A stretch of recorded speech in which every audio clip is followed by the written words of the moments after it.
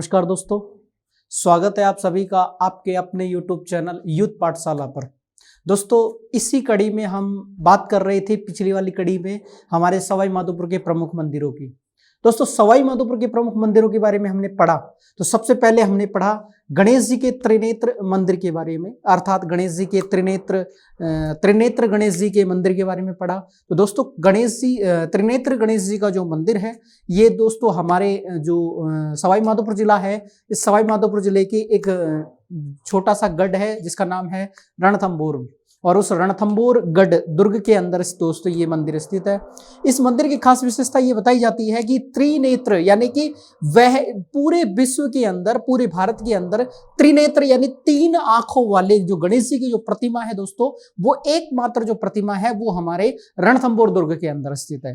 जी हाँ, बिल्कुल बात की जाए, गणेश जी की जो प्रतिमा है वो रणथंभौर दुर्ग के अंदर स्थित है।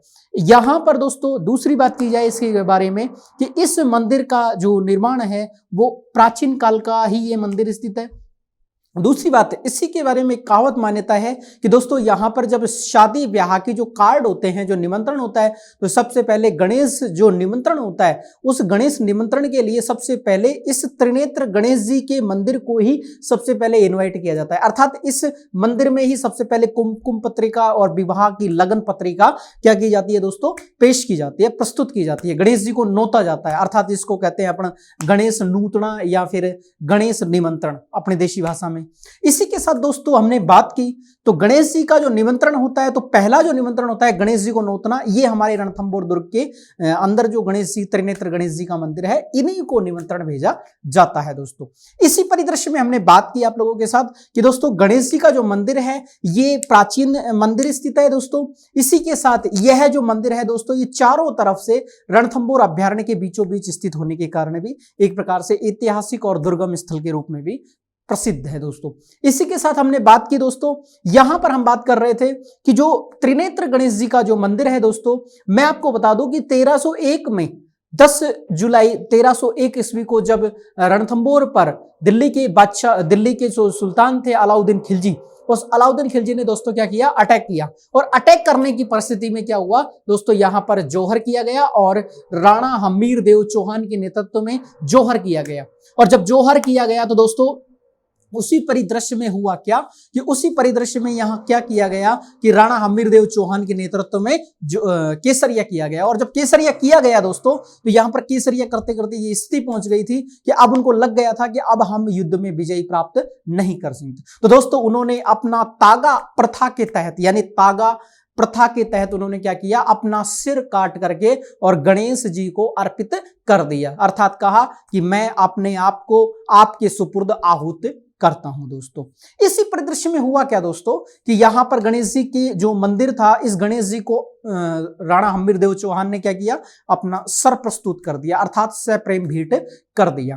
दोस्तों, यहां पर प्रत्येक वर्ष गणेश चतुर्थी के दिन यानी भाद्रपद शुक्ल चतुर्थी को प्रत्येक वर्ष यहां पर क्या किया जाता है दोस्तों, यहां पर गणेश जी की मेला आयोजन किया जाता है प्रत्येक वर्ष। दोस्तों, यहां पर इसकी विशेषता यही है कि यह त्रिनेत्र गणेश जी के मंदिर के रूप में फेमस है।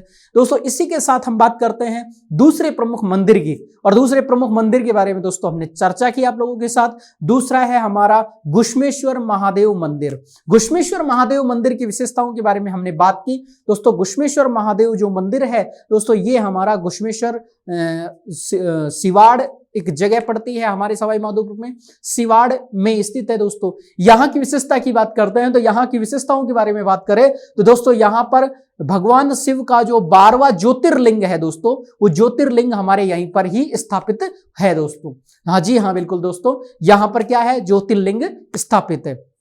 इसी परिदृश्य में दोस्तों हम बात कर रहे थे कि ये जो हमारा 12वां जो ज्योतिर्लिंग है दोस्तों, ये एक प्रकार से हमेशा जल में जलमग्न डूबा रहता है। इसकी विशेषताओं के बारे में बात की दोस्तों, इसका जो गर्भगृह है वो हमेशा जल में, यानी कि ये जो है, ये जो हमारा शिवलिंग है ये हमेशा जल में डूबा रहता है। दूसरी बात, ये जो हमारा जो शिवलिंग का जो गर्भगृह है दोस्तों, इस गर्भगृह के अंदर बताया जाता है कि यहां पर महिलाओं का प्रवेश वर्जित माना जाता है। अर्थात यहां पर महिलाओं को प्रवेश की आज्ञा, यानी मंदिर के गर्भगृह में प्रवेश की आज्ञा बिल्कुल भी प्रस्तुत नहीं है, यानी प्रदान नहीं की जाती है दोस्तों।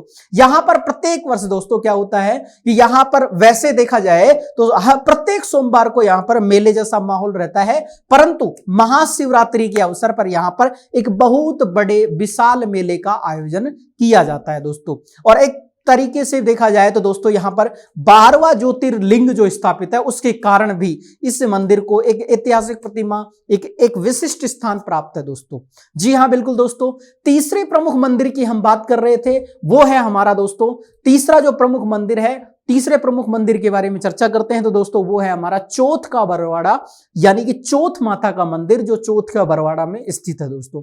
यहां पर बात की जाए तो यहां पर चौथ माता का मंदिर स्थित है। चौथ माता के मंदिर के बारे में कहा जाता है कि यह कंजरों की कुल देवी है दोस्तों।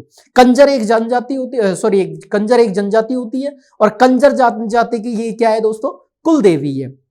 जी हां बिल्कुल, इनके बारे में ऐसा भी कहा जाता है दोस्तों, कंजर जो जनजाति है जब वो चोरी करने के लिए निकलती है, जब यह चोरी करने से जब पहले बाहर जाती है तो वो माता का आशीर्वाद प्राप्त करती है, और माता का आशीर्वाद जो प्राप्त करती है उसे कहते हैं पाती मांगना, अर्थात पाती मांगना या फिर माता के आशीर्वाद को प्राप्त करना पाती मांगने के बराबर माना जाता है दोस्तों। तो यहां पर जो कंजर जाति की जो कुल देवी है वो दोस्तों चौथ माता है।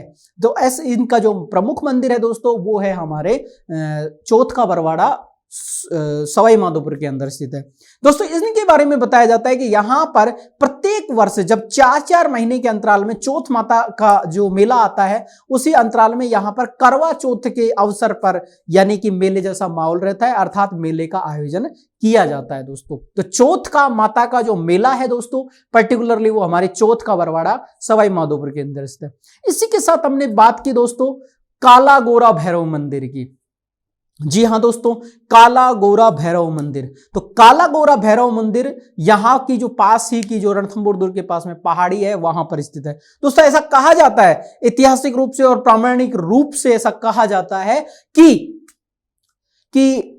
जब भगवान शिव के द्वारा जब यहां पर मां सती के जब 16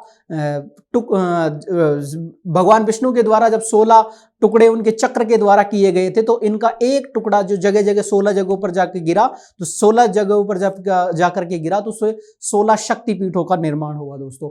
उसी परिदृश्य में कहा जाता है कि यहां पर शक्तिपीठों के निर्माण के लिए भगवान शंकर ने अपनी जटाओं से और भैरव का निर्माण किया। तो यहां पर दोस्तों, यहां पर जो भैरव है वो वही भैरव जो है शक्तिपीठ के जो रक्षक है दोस्तों, वही भैरव यानी काला और गोरा भैरव दोनों का यहां पर क्या है दोस्तों, मंदिर स्थित है। तो काला गोरा भैरव मंदिर कहा जाता है कि यहां पर ये जो काला और गोरा यानी काला जो भैरव है दोस्तों, ये एक प्रकार से तांत्रिक विद्या में लिप्त एक प्रकार से तांत्रिक प्रवृत्ति का एक भैरव है, अर्थात ये काली शक्तियों का एक प्रकार से उपासक है। और दोस्तों दूसरा है गौरव भैरव मंदिर।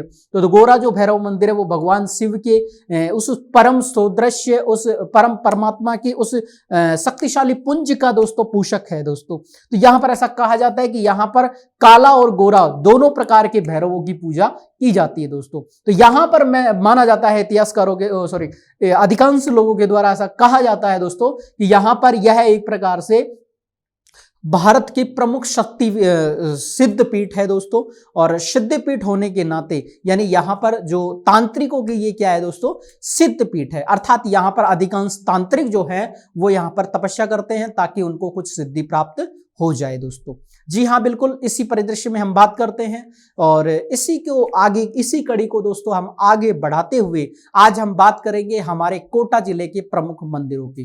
तो कोटा जिले के प्रमुख मंदिरों के बारे में दोस्तों सबसे पहले चर्चा करते हैं। तो कोटा जो है दोस्तों, ये एक प्रकार से पूरे राजस्थान की अगर देखा जाए तो एकमात्र मुस्लिम रियासत है, और इस मुस्लिम रियासत का जो निर्माण करवाया गया था दोस्तों, वो किया गया था अंग्रेजों के द्वारा। और अंग्रेजों ने यहां पर अमीर खां पिंडारी को दोस्तों एक स्वतंत्र रियासत रूप में देकर के और यहां पर नवीन रियासत यानी अमीर खां पिंडारी के नेतृत्व में यहां पर मुस्लिम रियासत की दोस्तों क्या कर दी, स्थापना कर दी।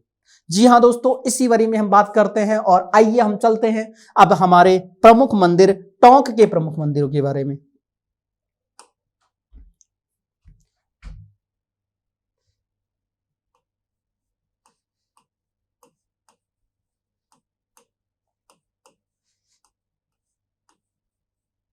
टोंक के प्रमुख मंदिर।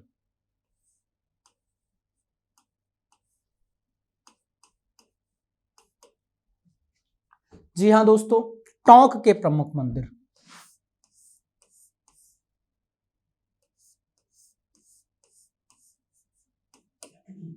बात करते हैं टोंक की, तो पूरे राजस्थान की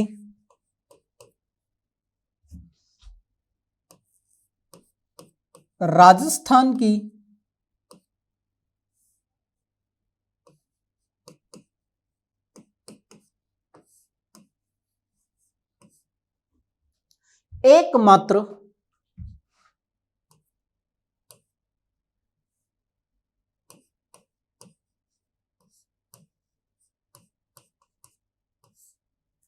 मुस्लिम रियासत।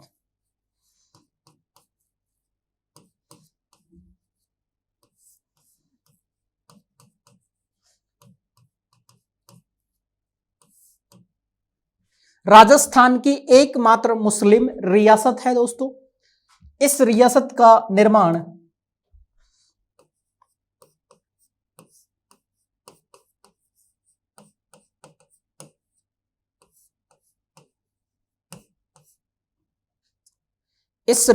निर्माण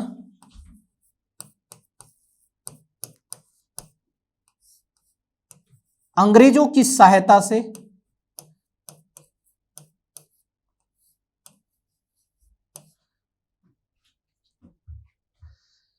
इस रियासत का निर्माण दोस्तों अंग्रेजों की सहायता से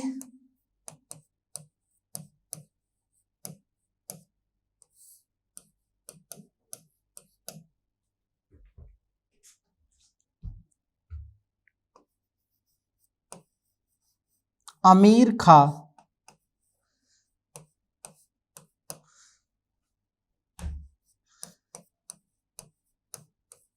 पिंडारी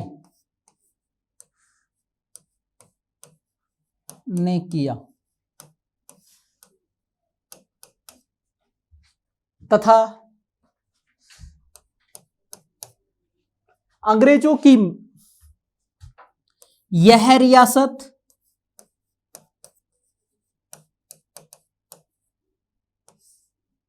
अंग्रेजों द्वारा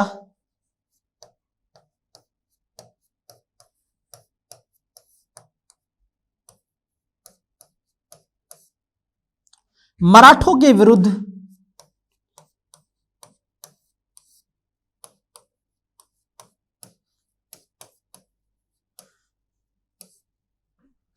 यह रियासत अंग्रेजों द्वारा मराठों के विरुद्ध किए गए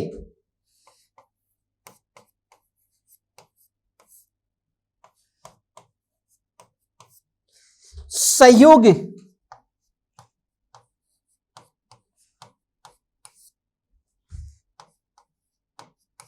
के लिए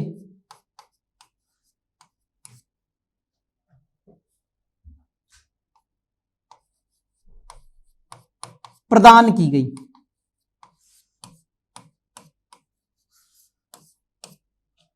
जी हां दोस्तों, यह रियासत अंग्रेजों द्वारा मराठों के विरुद्ध किए गए सहयोग के लिए प्रदान की गई थी।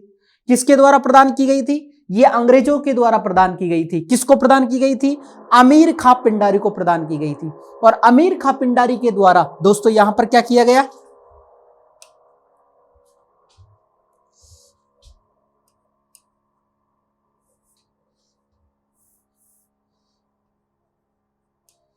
अमीर खां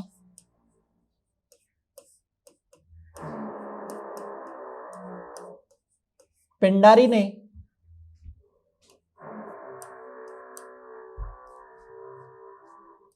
अंग्रेजों के साथ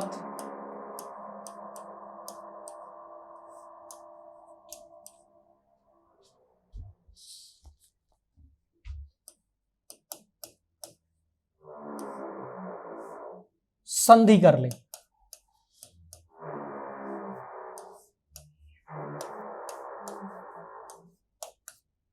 जी हां दोस्तों, क्या किया? अमीर खां पिंडारी ने अंग्रेजों के साथ क्या कर ली?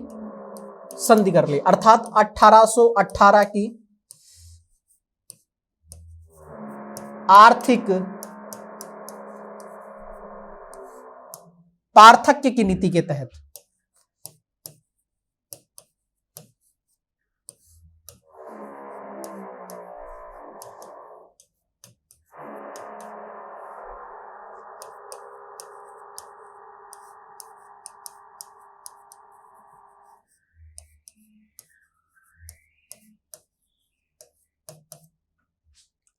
जी हाँ दोस्तों,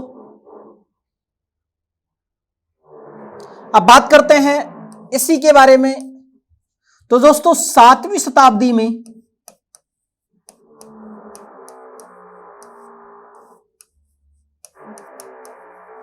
यह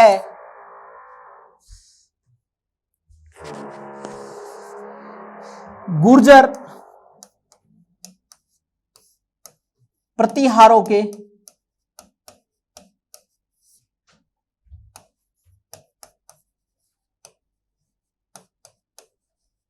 अधिकार में रहा।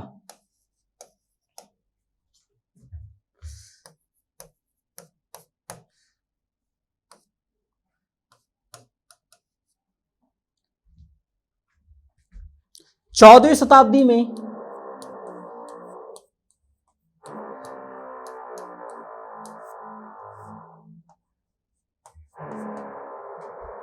मेवाड़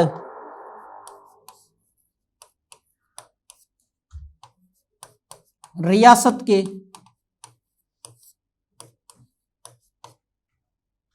अधिकार में रहा।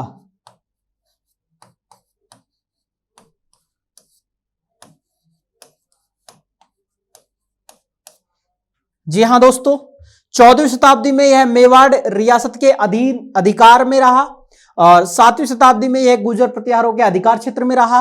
और दोस्तों 17वीं शताब्दी में अधिकार क्षेत्र में 17वीं शताब्दी के अधिकार क्षेत्र में 17वीं शताब्दी में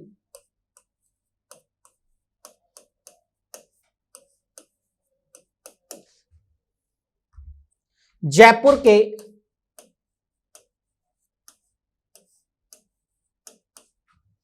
कछावा शासकों के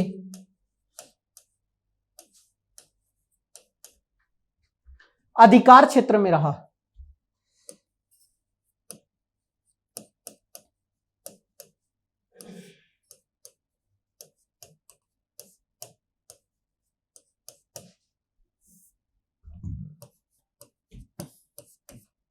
इसी के साथ हम बात करते हैं दोस्तों 17वीं शताब्दी जयपुर के कछावा, और यहां पर ऐतिहासिक रूप से 2 युद्ध लड़े गए थे। एक युद्ध था जो हमारा राजमहल टोंक का युद्ध दोस्तों, वो यही लड़ा गया था 1747 के अंदर दोस्तों। उसके बाद में यहां पर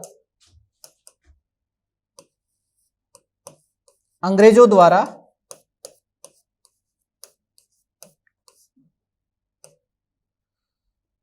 अमीर खां पिंडारी को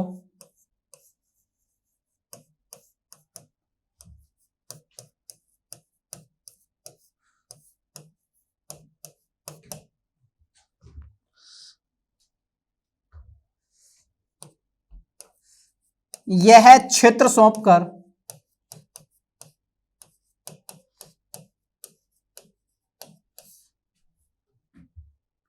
नवीन रियासत की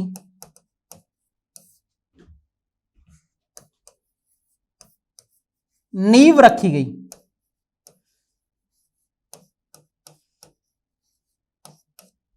जी हां दोस्तों, मैं बात कर रहा हूं अंग्रेजों द्वारा अमीर खां पिंडारी को यह क्षेत्र सौंपकर नवीन रियासत की नींव रखी गई। और अमीर खां पिंडारी ने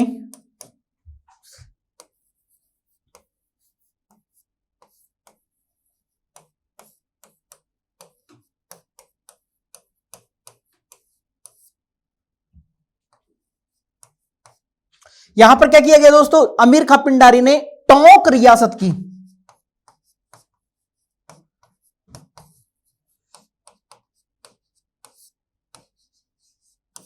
स्थापना कर दी।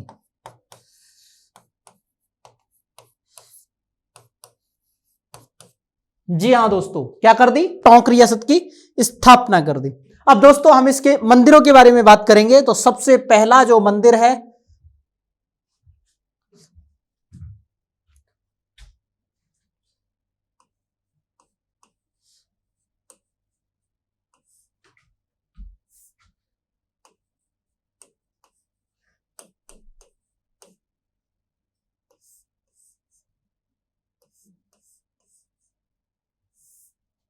सबसे पहला जो मंदिर है दोस्तों वो है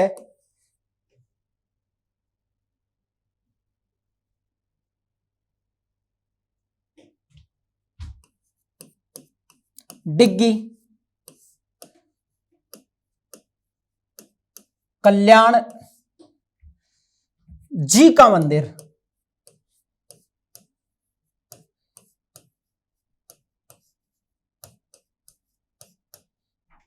दोस्तों डिग्गी कल्याण जी का मंदिर डिग्गी मालपुरा टोंक के अंदर स्थित है और इसका जो निर्माण था दोस्तों, इस मंदिर का जो निर्माण है, ये मंदिर का निर्माण करवाया था महाराणा संग्राम सिंह सेकंड के समय।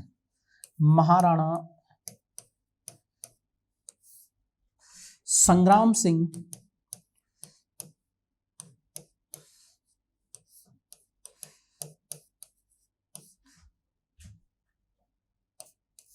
के समय इस मंदिर का निर्माण हुआ।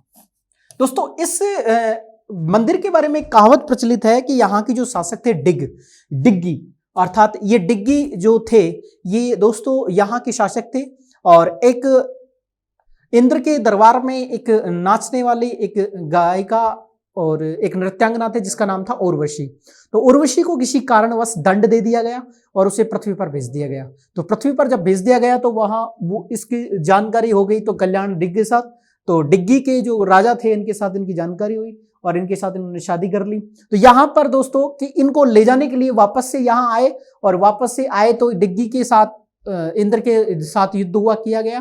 तो इंद्र ने इनको जाने से मना कर दिया, उन्होंने कहा नहीं इनको लेके जाने नहीं दूंगा क्योंकि ये, तो यहाँ पर जो उर्वशी थी उन्होंने कहा कि ये हमारे पति हैं तो हम, यहाँ पर राजा डिग्गी को क्या किया गया, श्राप दे दिया गया और श्राप देते हुए वो कोढ़ से पीड़ित हो गए और कोढ़ से पीड़ित होने के बाद में दोस्तों क्या हुआ, जब ये यहां से कोढ़ से पीड़ित हो गए तो यहां पर दोस्तों उर्वशी के द्वारा इन्हें समय समय पर विभिन्न जो जल स्रोत थे, जो पवित्र जल स्रोत थे, वहां पर ले जा करके और इनको क्या किया गया दोस्तों, कुष्ठ रोग से पीड़ित से मतलब इनको आजादी दिलवाई गई, मुक्ति दिलवाई गई।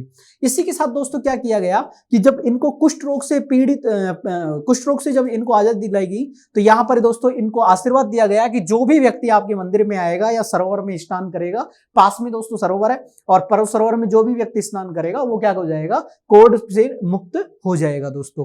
तो राणा संग्राम सिंह के समय हुआ। तो दोस्तों इन्हें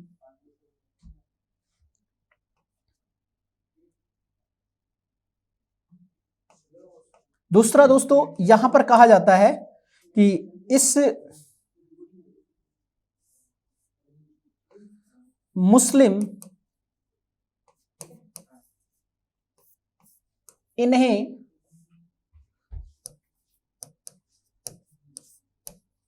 कलह पीर के नाम से,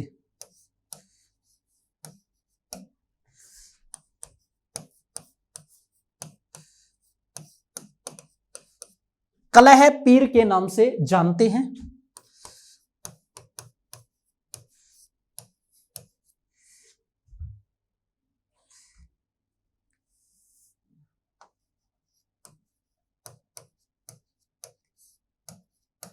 दूसरा दोस्तों इन्हें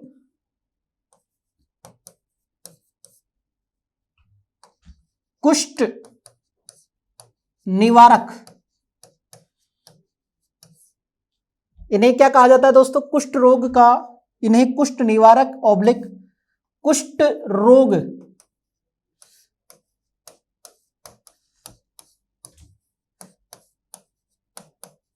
इलाज किया जाता है।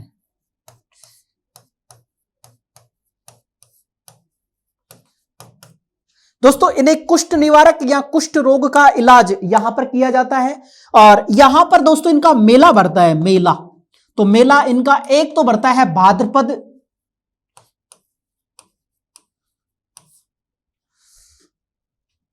शुक्ल एकादशी को व बैसाख पूर्णिमा को।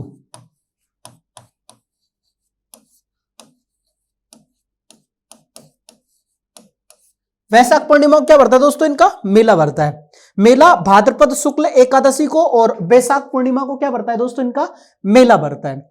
दूसरा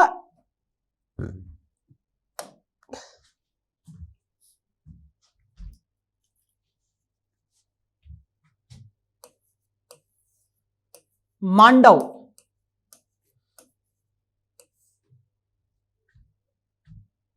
ऋषि का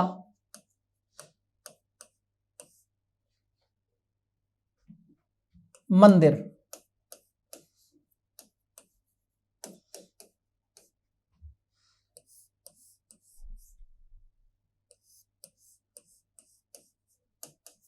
मांडव ऋषि का मंदिर दोस्तों कहां पर स्थित है? यह भी टोंक के अंदर स्थित है। एक कहावत होती है दोस्तों, प्राचीन काल में ऐसा कहा जाता था, प्राचीन काल में, प्राचीन काल में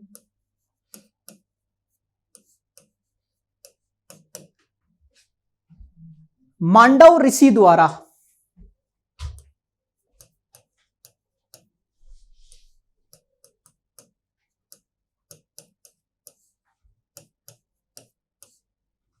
यहां पर तपस्या की गई।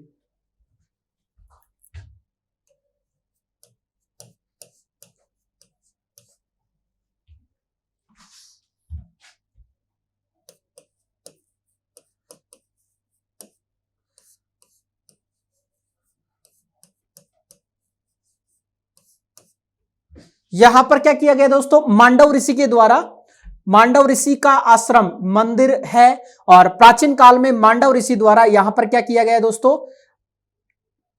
तपस्या की गई। अतः इस कारण इसे मांडव ऋषि की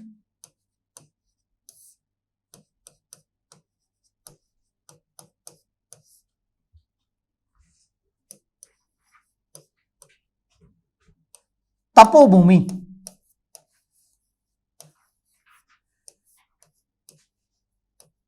कहा जाता है।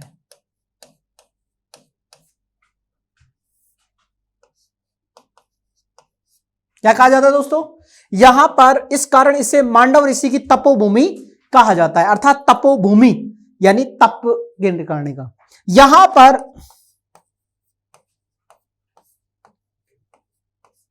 विश्व के, यहां पर 16 प्राचीन मंदिर स्थित है। अतः इन प्राचीन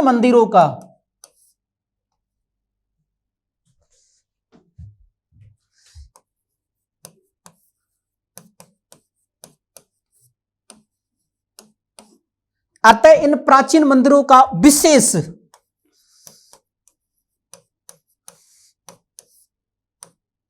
महत्व है। अतः इन प्राचीन मंदिरों का क्या है दोस्तों? यहां पर इन प्राचीन मंदिरों का विशेष महत्व है, यानी ये अपने आप में क्या रखते हैं? महत्वपूर्ण स्थान रखते हैं। इसी के साथ हम बात करते हैं दोस्तों, यहां पर भगवान शिव का प्राचीन मंदिर भी स्थित है। इसी के साथ हम बात करते हैं कि यहां पर भगवान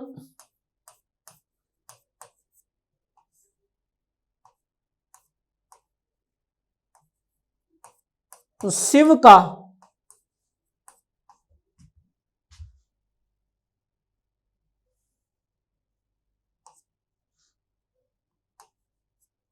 प्राचीन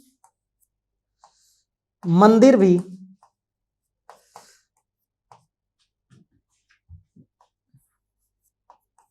स्थित है। जी हां दोस्तों, यहां पर भगवान शिव का प्राचीन मंदिर भी स्थित है, तो इसलिए भी ये क्या है दोस्तों? एक अपनी अलग पहचान रखता है, एक अपना अलग विशिष्ट स्थान रखता है। इस बारे में भी हम बात करते हैं। और अब बात करते हैं आगे, एक और हमारा प्रमुख मंदिर है, इसे कहते हैं देव भगवान। तीसरा मंदिर है हमारा प्रमुख मंदिर, इसका नाम है देव नारायण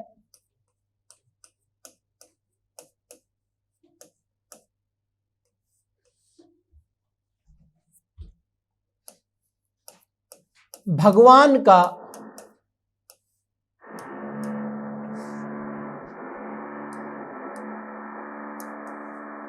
मंदिर।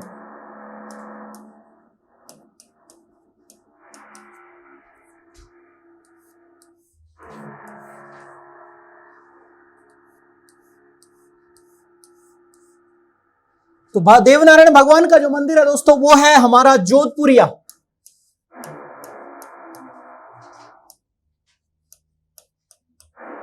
जोधपुरिया धाम है टोंक के अंदर। और यहां पर क्या स्थित है दोस्तों, यहां पर जोधपुरिया धाम टोंक के अंदर भगवान देवनारायण भगवान का मंदिर स्थित है। सबसे पहली चीज दोस्तों कि यह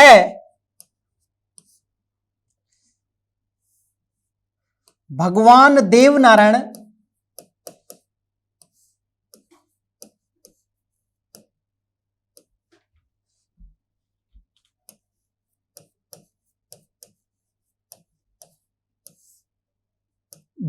देवनारायण गुर्जर जाति के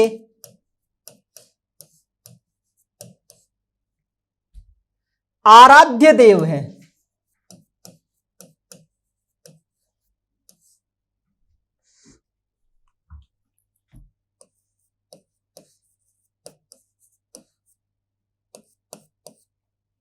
तथा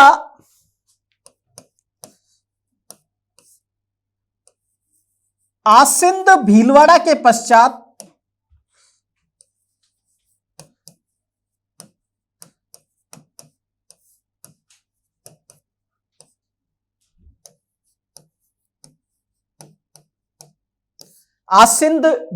के पश्चात जोधपुरिया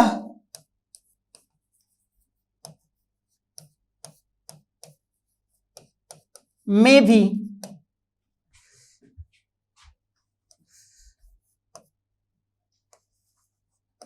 भगवान देवनारायण का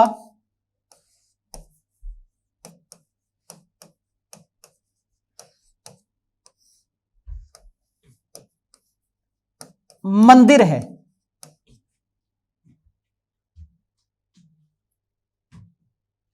अतः यहां पर भी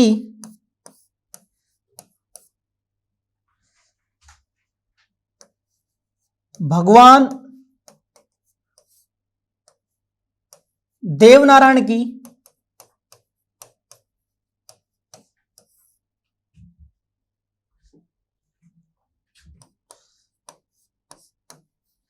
पूजा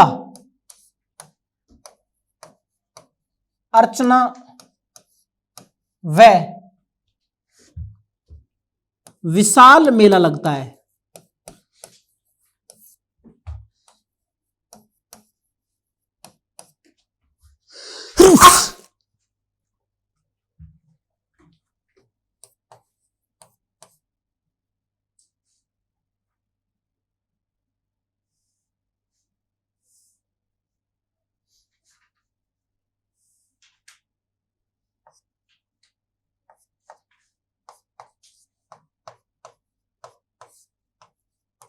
क्या होता है दोस्तों, यहां पर भी विशाल मेला लगता है। तो देवनारायण जो भगवान है, भगवान देवनारायण का जो मंदिर है दोस्तों, ये गुर्जर जाति की क्या है दोस्तों, आराध्य देव है। और इनकी बात की जाए तो दोस्तों इनका जो प्रमुख मंदिर है, मुख्य मंदिर दोस्तों इनका आसिंद भीलवाड़ा के अंदर स्थित है। और इनका जो दूसरा जो प्रमुख मंदिर है दोस्तों वो हमारा जोधपुरिया धाम है और टोंक के अंदर स्थित है दोस्तों, यहां पर इनका प्रमुख मंदिर स्थित है।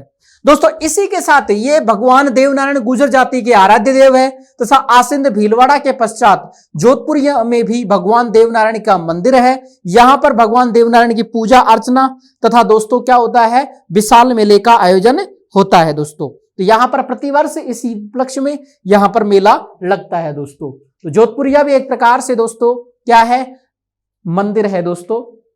इसी के साथ हम बात करते हैं तो दोस्तों इस कड़ी को हम यहीं समाप्त करते हैं दोस्तों, और कल हम फिर वापस से मिलेंगे आप लोगों के साथ एक नई कड़ी के साथ दोस्तों, नए प्रमुख जिले के प्रमुख मंदिरों के अर्थात उदयपुर जिले के प्रमुख मंदिरों के साथ दोस्तों हम चर्चा करेंगे आप लोगों के साथ। तो दोस्तों हम इस कड़ी को यहीं समाप्त करते हैं। तो दोस्तों बने रहिएगा आप लोग हमारे साथ, आप हमारे चैनल को शेयर कीजिएगा, सब्सक्राइब कीजिएगा तथा लाइक कीजिएगा। तो दोस्तों जय हिंद जय भारत दोस्तों।